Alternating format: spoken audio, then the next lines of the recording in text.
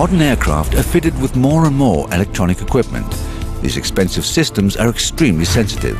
For the captain to shut down the APU and transfer to ground power, and for the airline and airport operator to be sure this won't give problems, the voltage of the aircraft plug must be both steady and completely predictable.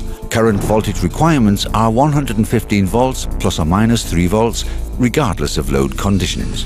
This is why AXA Power developed the patented plug-and-play voltage compensation system. It only takes milliseconds for the GPU control unit to automatically identify and analyze 36 different cable performance parameters to calculate the voltage drop in order to ensure the best possible voltage quality at the aircraft plug.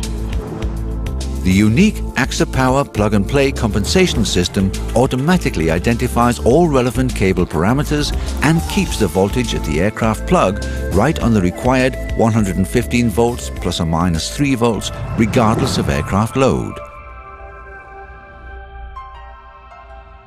Connect the ground power unit's output cable to the auto calibration plug. Turn on the ground power unit.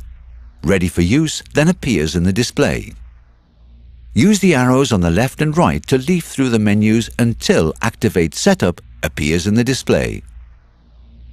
To enter the Setup menu, press the round button in the middle and hold it down for 5 seconds until this menu item appears. Press the topmost arrow button until this menu item appears.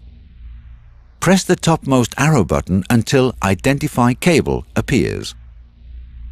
Press the round button in the middle until No at the bottom right changes to No in bold letters.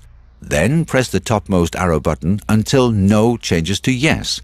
You will then also hear the output contactor being engaged. Press the green Start button.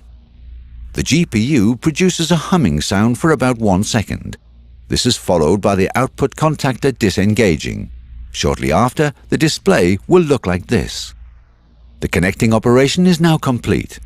Remember to remove the cable and connector from the auto calibration plug.